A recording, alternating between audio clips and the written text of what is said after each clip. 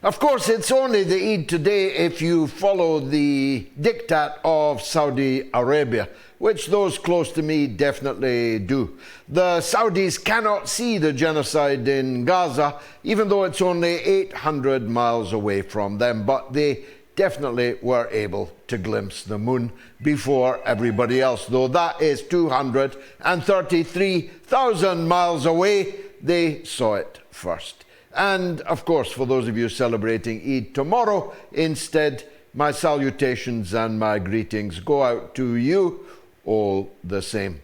It is Mother's Day only in the West, which is why I'm wishing a happy Mother's Day to every mother in the West, to my own mother, to the mothers of my children, to your mother, and to mothers all over the world. And the quote from Mayakovsky that I gave earlier is a very profound one. Only mothers really do have the investment for the future because they carry it around inside themselves for 9 months. They have the labor of giving it birth. And so for them, the future is even more significant than for the rest of us. The Green Party launched a meme today in which they wished a happy day to all those with a motherhood role. Some people will do anything other than talk about mothers. Some of them will talk about anything other than women because they cannot agree on the very definition of a woman. But we can here at the Mother of All Talk Shows. So happy Mother's Day to all those women who give birth. And that's, of course, most of them. With all sympathy and respect to those unable to do so, either through opportunity or through some other difficulty, the fact that mothers are the most important people on the planet also ought to be a commonplace. It ought to be common wisdom. It's the reason why, surely, that we cherish and honor women quite the way we are supposed to do. It's the reason why it's women and children first. It's the reason why we lament the death of women and their children, even more than we lament the unnecessary and, in many cases, violent deaths of other people. I'm laboring this point because I'm feeling it very keenly today. I watched the funerals this morning.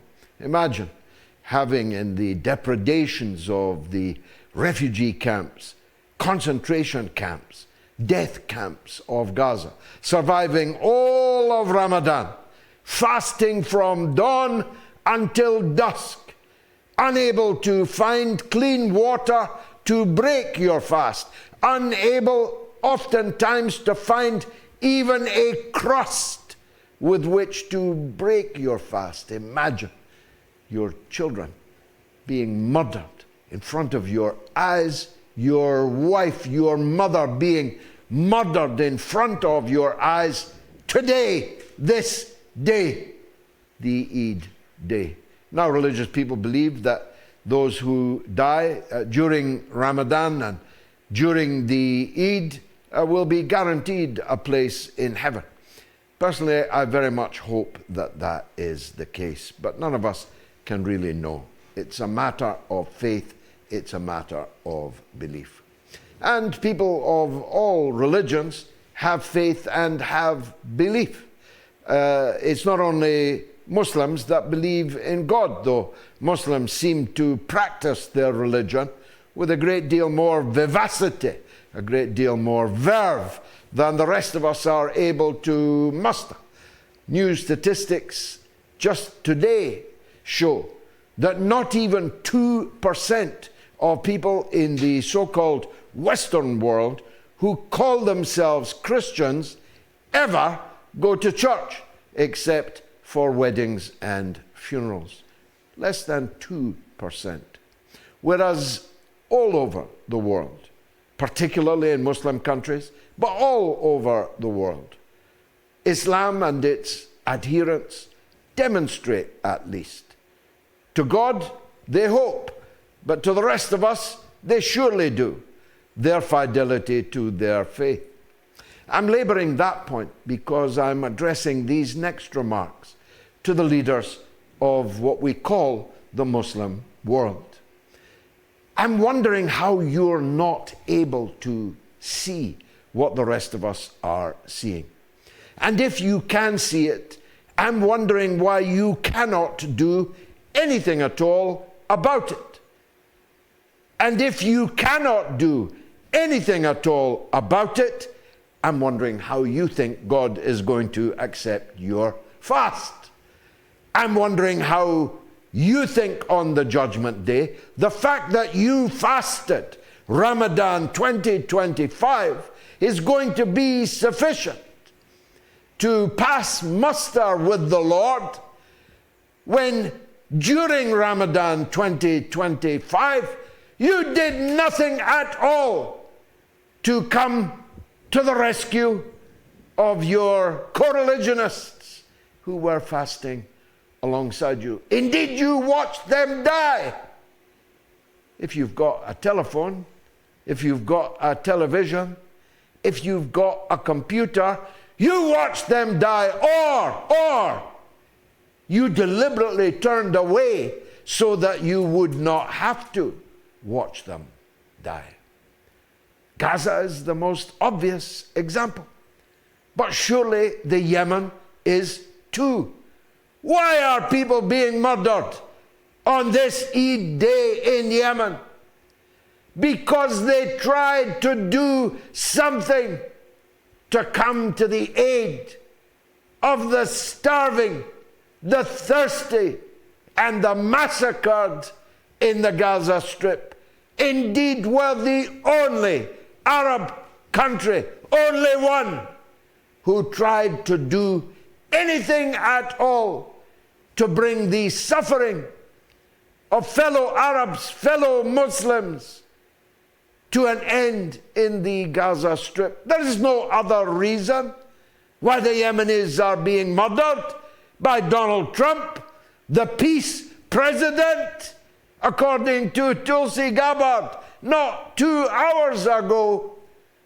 The people in Yemen are being killed only because their armed forces tried to enforce an armed picket line in the Red Sea to disrupt ships going not to London, not to San Francisco, not to New York, but to disrupt ships going to and from Israel, which is carrying out the genocide which all of us are again watching.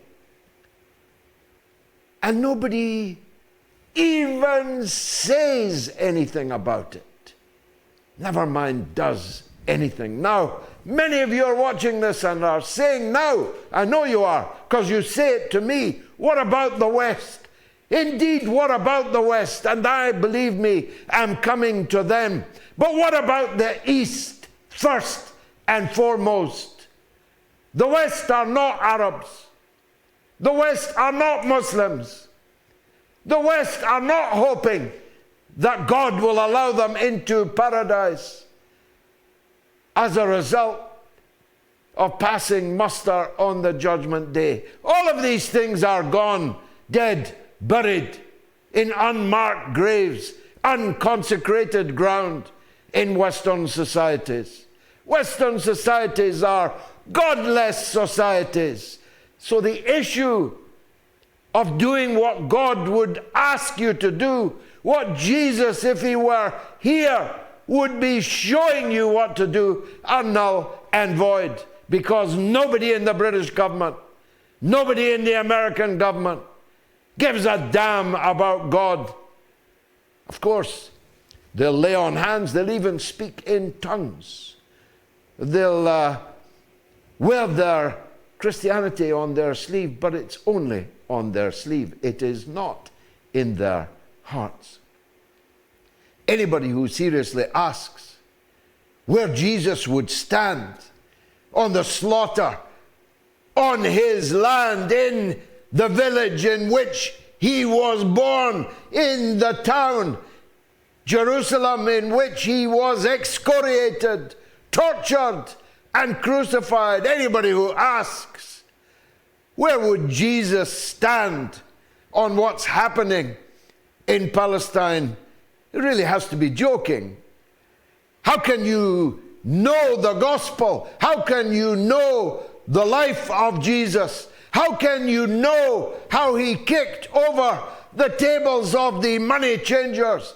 How he lashed with a whip the usurers, the exploiters, and who it was who chanted, crucify him, when Pontius Pilate, the imperial occupier, asked the mass, what shall I do with this troublesome priest? So the West does nothing, but then scorpions sting because they're scorpions. I'm asking you, the rulers of these Arab countries next door, how you can, never mind sleep at night, I know that you do, because you fill yourselves with the things that help you to sleep.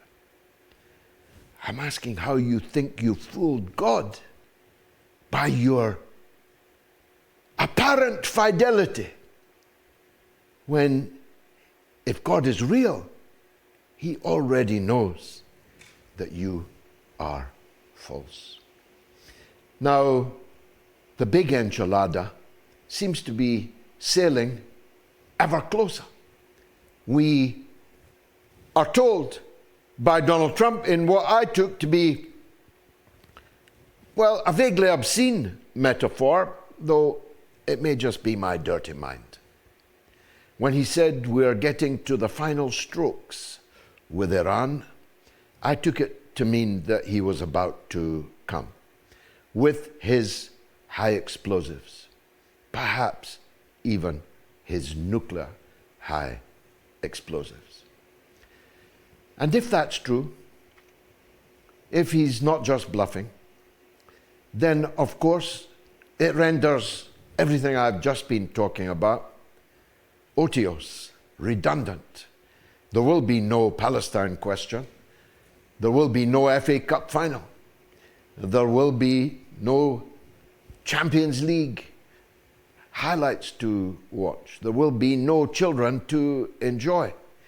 There will be no wives to love. There will be no grass newly mown to smell. There will be no life anywhere on our planet. We will all be dead, either immediately or in the ensuing nuclear winter. You think I'm exaggerating? Then you haven't read what happens when nuclear weapons begin to fly. And we're told by, amongst others, Scott Ritter, that the American armed forces have tailor-made nuclear devices that are designed only for the busting of bunkers and underground cities in which Iran holds its ballistic missile inventory. But of course, the use of nuclear weapons in Iran means the use of nuclear weapons in Saudi Arabia. It means the use of nuclear weapons in Mecca, in Medina. It means the use of nuclear weapons in Dubai, in Abu Dhabi. It means the use of nuclear weapons, yes, Mr. Al Jazeera, in Qatar, because nuclear weapons don't respect lines, artificial lines at that, drawn on desert sands, or rather on the maps of desert sands. The nuclear fallout will be everywhere, even if Iran does not have its own nuclear weapon to fire in return. Now, I got a lot of stick. Some people say I'll get arrested. Well, in for a penny, in for a pound. Better be hung for a sheep than a lamb. the Iranians would be idiots if they have not now got themselves a nuclear weapon. When nuclear-armed powers, half a dozen of them, are threatening you with their nuclear weapons, it becomes more than a self-denying ordinance to deny yourself that which technologically you could have. And if you had, it would be a deterrent. Because that's what nuclear weapons are, isn't it? They are deterrents. At least that's what we were always told here in Britain. We're told we must spend tens of billions of public money to have nuclear weapons, not because we're going to use them, but because we are a deterrent against the attack from others. Well, if that's true for Britain, how can it not be true for Iran? If that's the real purpose of holding nuclear weapons, so that no one will attack you, why should any country which could have nuclear weapons not have them? In this, I so profoundly disagree with my friend Scott Ritter, who is taking the realpolitik approach, cold, analytical, and no doubt scientific, and definitely for a good reason. He is trying to stop an American attack on Iran, and I respect him for it. But he's trying to persuade us, and presumably them, that the only way to avoid an attack with nuclear weapons from the United States is to capitulate to the self-evident hypocrisy and double standards, which allows America to have thousands of nuclear weapons, but denies Iran the right to have one, which allows Israel illegally to hold hundreds of nuclear weapons, but denies the right of Iran to have one. More, which says Iran must allow itself to be attacked by nuclear weapons states, and that if it does not, somehow it is to blame. Now, as a father of 6, all of them young, 5 of the 6 of them young children, and the last man in the world that wants to see the world go up in nuclear smoke. But if I was in Iran, I'd be saying this to Donald Trump. You know, bullies will go to hell. Those that stand up to bullies will surely, if there's a heaven, be destined for there. And so do your worst, President Trump. Eventually, somebody has to stand up to the bully. And that somebody might as well be we who believe. I told you, it's the mother of all talk shows. Stay tuned.